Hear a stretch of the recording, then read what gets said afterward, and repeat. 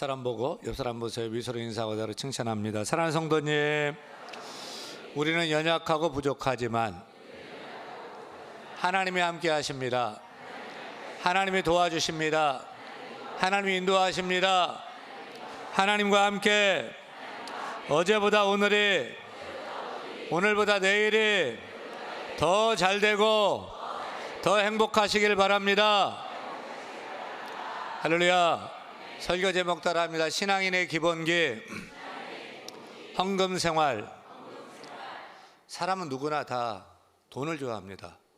앞에서는 윤 목사도 예외가 아닙니다. 여러분, 저도 돈을 좋아합니다. 여러분도 돈을 좋아하십니까? 돈 싫은 사람 손 들어보세요. 다 돈을 좋아합니다. 일전에 한 방송에서 신기한 개가 출연을 했습니다. 이 개는 돈과 종이를 내밀면 돈을 물어요. 돈만 물어요. 그리고 1,000원짜리하고 10,000원짜리를 내밀면 10,000원짜리를 물어요. 그러면 1,000원짜리 10장하고 50,000원짜리하고 내밀면 뭘 물까요? 그래도 50,000원짜리를 물어요. 그 돈을 걔한테 뺏으려고 그러면 무섭게 막 지짐에 달려듭니다. 그리고 자면서도 돈을 입에 물고 잡니다. 꼭 돈을 좋아하는 누구를 보는 것 같지 않습니까? 옛말에 부모도 자식 촌수보다 돈 촌수가 가깝고, 자식도 부모 촌수보다 돈 촌수가 가깝다는 속담이 있는데요, 자식보다 부모보다 돈이 더 좋다는 거예요. 정말 부모 자식 간에도 돈 때문에 싸우고 등 돌리고 싸우는 걸 보면 돈 촌수가 혈육의 촌수보다 더 가까운 참 비정한 세상인 것을 봅니다. 돈이 도대체 뭐길래요?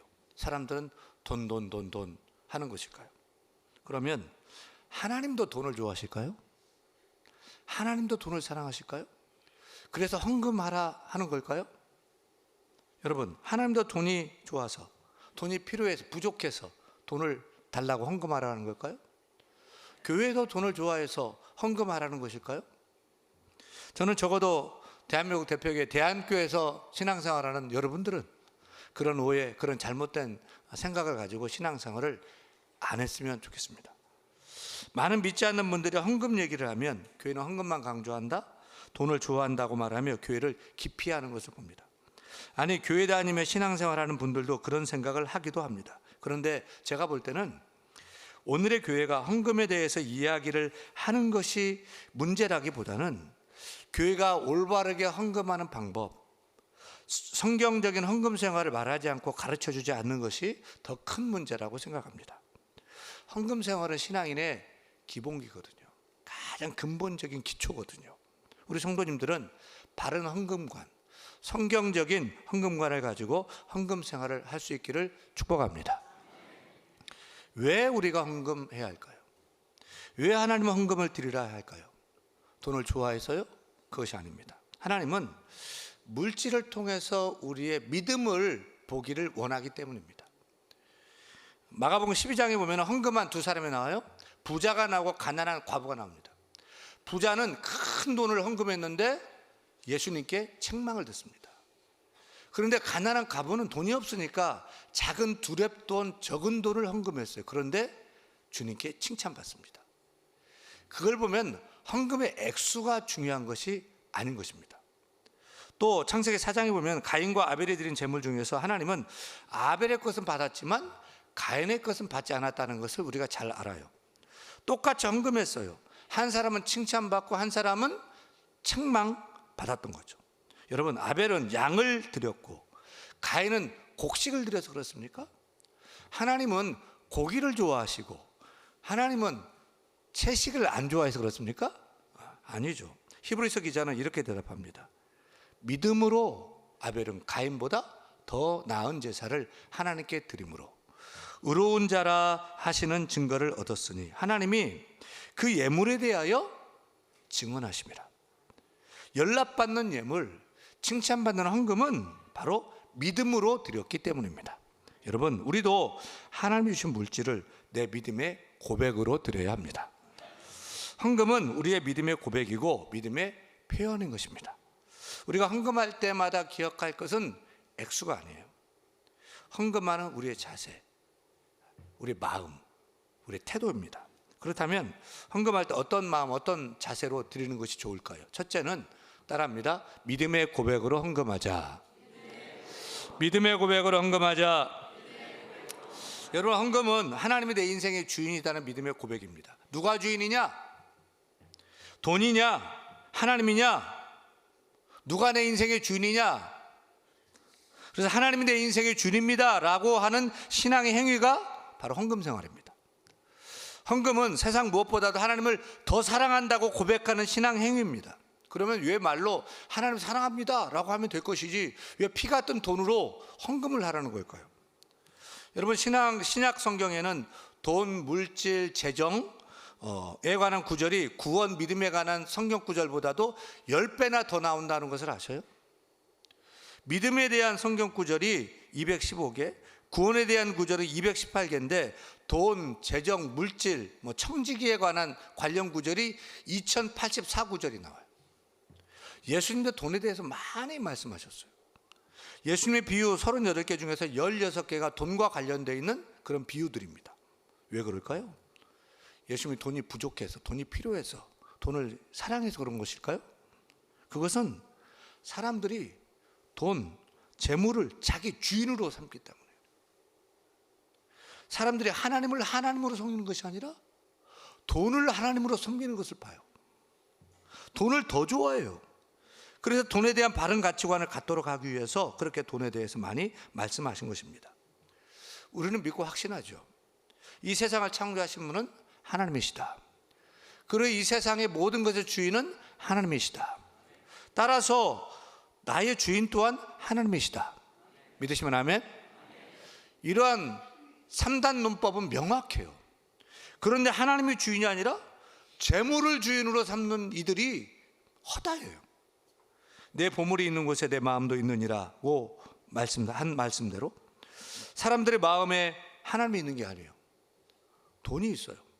돈에 그 마음이 다 빼앗겨 있어요. 돈을 하나님보다 더 사랑하는 거예요.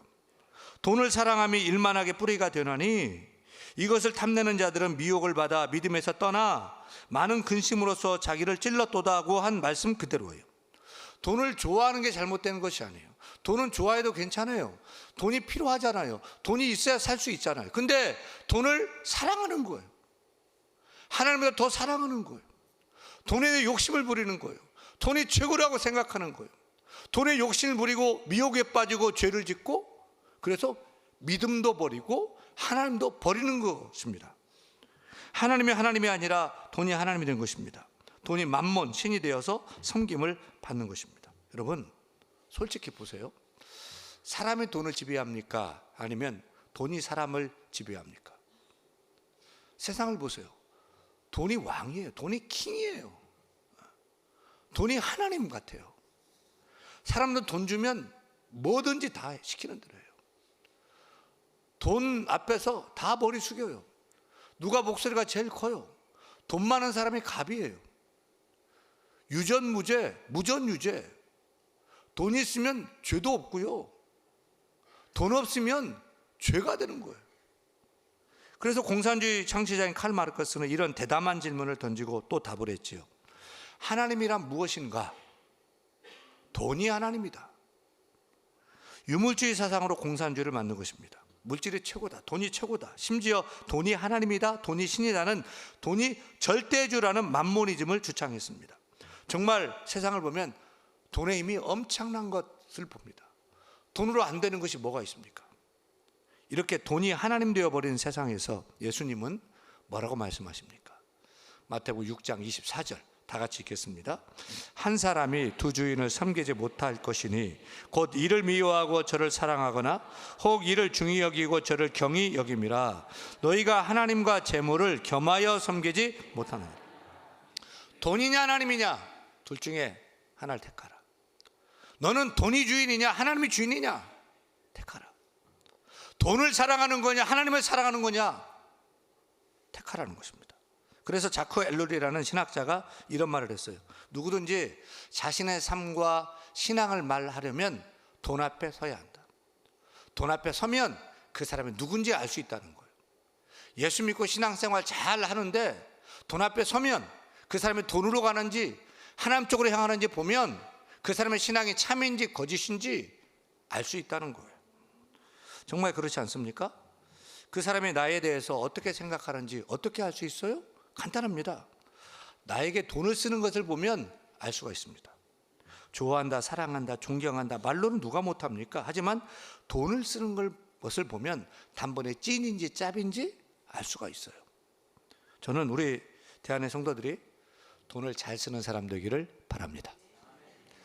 누구를 만나든 밥을 얻어먹기보다는 밥을 사는 사람이 되기를 바랍니다. 거의 마음을 표하는 거죠. 우리 젊은이들은 더치페이를 하고 연애를 해도 더치페이를 한다는데, 한 번쯤은 내가 쏠게, 내가 밥 살게, 뭐 먹고 싶어, 커피도 쏘고, 뭐 이런 여러분 되었으면 좋겠어요. 따라해요. 옆 사람 보세요. 밥 사는 사람이 형님입니다. 마찬가지입니다. 그 사람의 믿음을 알 수 있는 좋은 방법이 있습니다.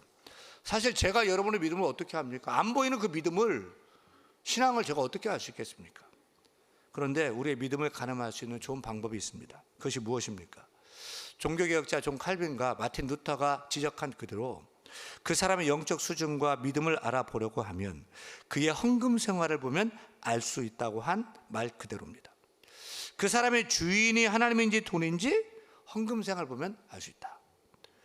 그 사람이 정말 하나님을 사랑하는지 돈을 사랑하는지, 하나님을 사랑하는지 자기 자신을 사랑하는지, 하나님께 돈을 쓰는 것을 보면 알 수 있다는 것입니다. 모태신앙입니다.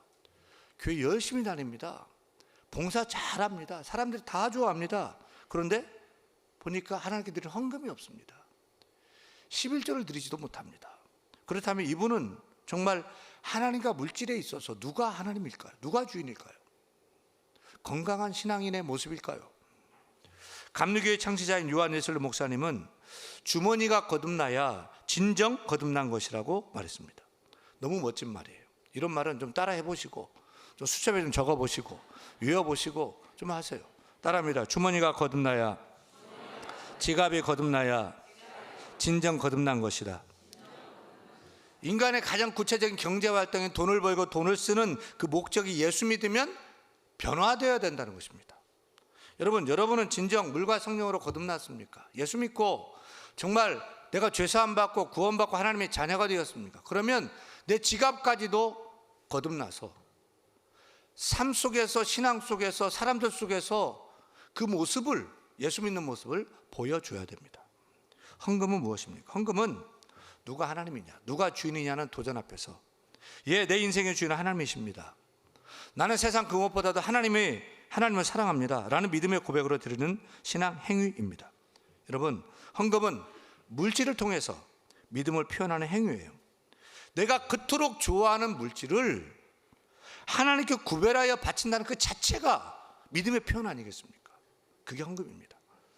우리 모두 그렇게 믿음으로 드릴 수 있는 믿음이 있기를 축원합니다. 헌금은 무엇을 얼마나 드리냐가 중요하지 않습니다. 헌금한 우리의 태도, 우리의 믿음의 자세가 중요합니다. 그렇다면 우리는 하나님 받으시는 헌금의 자세가 무엇일까요? 둘째는 따라합니다. 마음에 정한 대로 헌금하자. 마음에 정한 대로 헌금하자. 고린도서 9장 7절입니다. 읽겠습니다. 각각 그 마음에 정한 대로 할 것이요 인색함으로나 억지로 하지 말지니 하나님은 즐겨내는 자를 사랑하시느니라.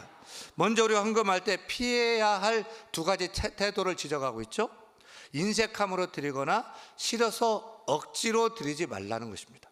여러분, 헌금의 대상은 하나님이에요.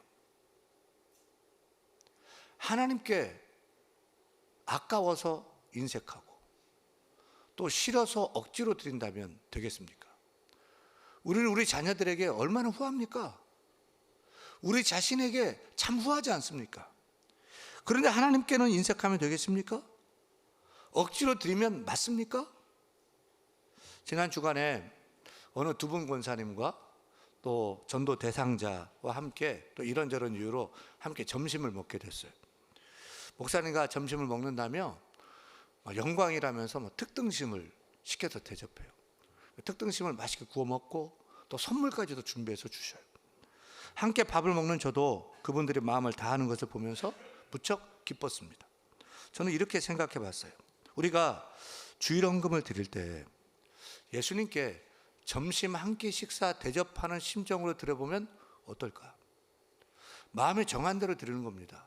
내가 예수님께 김밥을 사드리고 싶고 라면을 사드리고 싶으면 2,000원 정도 드리면 될 것 같아요. 떡국을 사드리고 싶으면 10,000원 정도 드리고, 그래도 갈비탕, 예수님인데 갈비탕을 내가 대접해야지 하면은 뭐 그보다 더 드릴 수도 있을 거예요. 주님은 김밥도 좋아하고 떡국도 좋아하고 갈비탕도 잘 먹어요. 근데 혹여라도 인색함으로나 억지로는 드리지 말아야 합니다. 각각 마음에 정한 대로 드려야 합니다. 사람들 사이에서 너무 인색하면 친구가 없어요. 너무 인색하면 자식도 부모를 찾아오지 않아요. 인색하면 외로운 인생을 살게 되지 않습니까? 여러분, 헌금의 자세는 각각 마음에 정한 대로 드리는 것이 원칙입니다. 어떤 목사님이 농촌교회에서 목회할 때 있었던 일화입니다. 어느 주일 믿지 않다는 한 집사님의 남편이 나와서 인사를 나누고 목사님께 물어요. 목사님, 예수 믿는데 비용이 얼마나 듭니까? 친척들이 교회 나가면 비용이 많이 드니까 천주교를 다니라고 했다는 거예요. 목사님이 얼마나 비용이 들면 믿으시겠습니까? 라고 물었더니 담뱃값 정도면 괜찮습니다. 왜 담뱃값 정도를 생각했습니까? 예수 믿으면 담배를 끊을 테니까 그 돈을 바치면 되는 거 아닙니까? 잘 생각하셨습니다. 그 정도면 충분합니다. 그래요? 생각보다 비용이 별로 안 드네요. 그리고는 교회 출석하면서 담뱃값 정도를 헌금했어요. 근데 그분이 교회를 나온 지 얼마 되지 않아 비용이 조금 올랐습니다. 이유를 알고 봤더니 예수 믿고 술을 끊어서 올랐다는 것입니다. 그렇게 이분이 빠지지 않고 교회 출석을 잘하는 3년이 되도록 세례를 안 받아요. 세례 받으라고 권면하면 아직 때가 안 됐다, 더 있다 받겠다, 거절해요. 알고 보니까 세례 받으면 11조를 드려야 한다는 것을 말을 듣고는 안 받는 거예요, 세례를. 그러다가 3년 되던 해에 신방 때 다시 질문합니다. 목사님, 11조 바치려면 수학의 11조입니까? 비용 다 제하고 11조입니까? 비용을 제하고 바쳐도 되고요, 수학의 11조를 바쳐도 되는데 마음에 정한 대로 하시면 됩니다 라고 했더니 그 비용 다 제하고 드리면 얼마 안 될 텐데 하더니 쌀 2가마니를 바치더랍니다. 그리고 그의 세례를 받고 결국 집사가 되었습니다. 그런데 집사가 된 다음에 놀라운 일이 벌어졌는데 그의 추수감사 주일 때 쌀 20가마니를 바치더래요. 그래서 아니 무슨 비용이 갑자기 10배나 올랐습니까? 라고 물었더니 자식도 공부시키려면 비용이 많이 들고 옷도 좋은 옷 사 입으려면 비용이 많이 드는데 내가 천국 백성 되는 일에 어떻게 비용을 값싸게 지불할 수 있겠습니까? 성령님께서 마음에 감동을 주셔서 비용을 비싸게 지불하기로 했습니다 라고 하더랍니다. 그래서 목사님이 큰 감동을 받고 아낌없이 축복을 해 주셨고 또 영육간에 건강하게 복을 받고 사는 모습을 보았다는 것이죠. 여러분, 각각 마음에 정한 대로 드리면 됩니다. 마음에 우러나는 대로 성령께서 주시는 생각을 따라 드리면 됩니다. 그런데 억지로 하지 마세요. 인색함으로는 하지 마세요. 마음이 정한 대로 드리는 여러분 되기를 축원합니다. 셋째, 헌금을 드리는 좋은 자세는 무엇입니까? 따라합니다. 준비된 헌금을 드리자. 준비된 헌금을 드리자. 5절 말씀 같이 읽습니다. 너희가 전에 약속한 연보를 미리 준비하게 하도록 권면하는 것이 필요한 줄 생각하였노니 이렇게 준비하여야 참 연보답고 억지가 아니니라. 헌금은 액수가 중요한 것이 아닙니다. 마음입니다. 정성입니다. 따라서 즉흥적으로 드리는 것이 아니라 준비된 헌금을 드려야 합니다. 준비된 헌금이 정성을 다한 헌금이고 믿음으로 드리는 헌금입니다. 저는 호텔에서 자고 나올 때 팁을 따로 준비해서 놓고 나옵니다.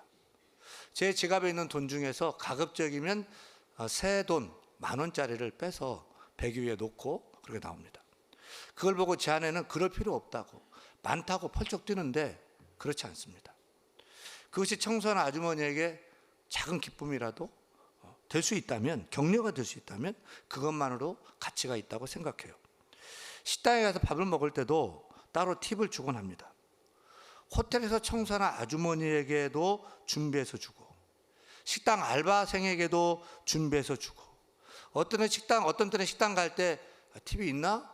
지갑을 확인해보고 준비해서 가져가는데, 가장 높고 높으신 하나님께 헌금 시간이네?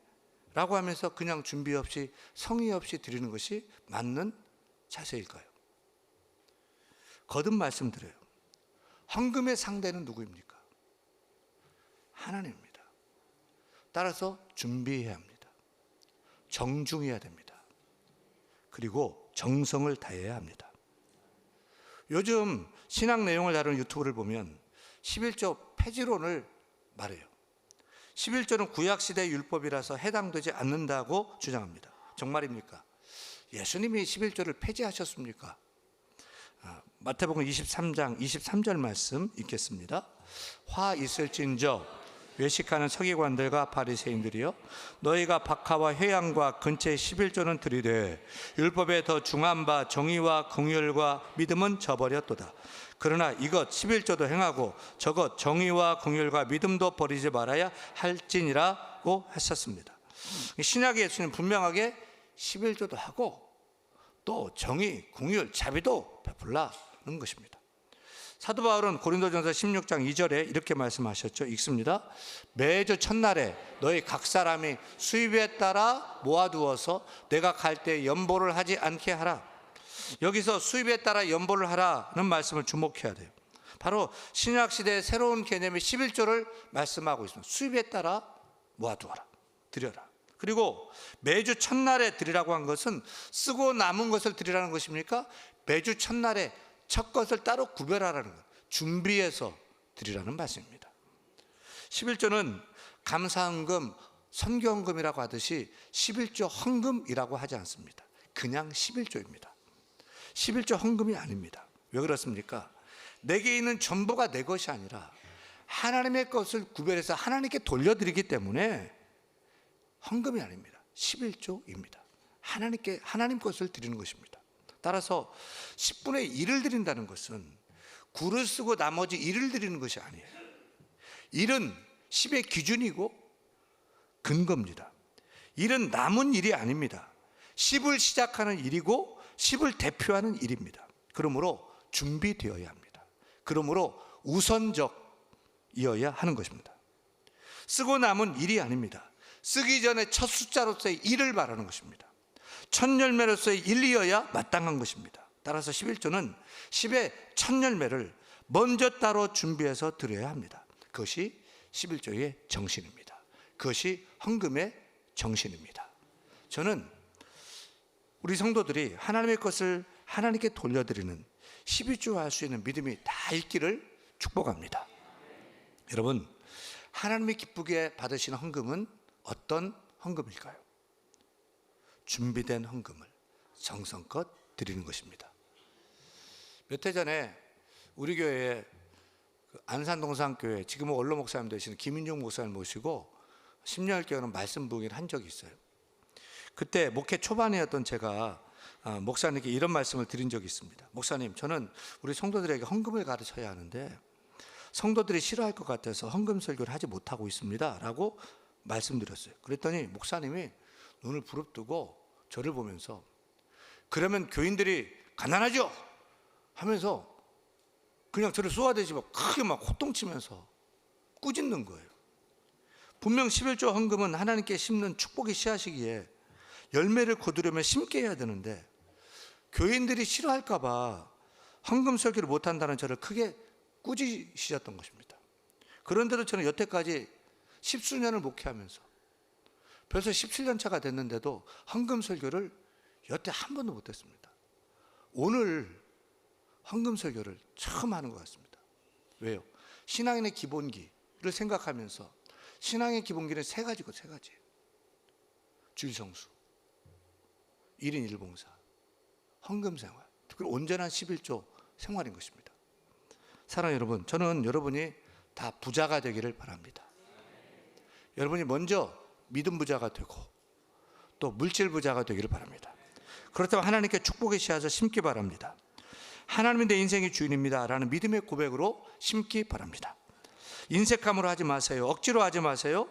마음에 정한 대로 심으세요. 그리고 정성껏 미리 준비해서 믿음으로 심기 바랍니다. 그래서 많은 열매 맺고 추수해서 믿음의 부자 되고 물질 부자 되는 여러분 되기를 축원합니다. 축원합니다.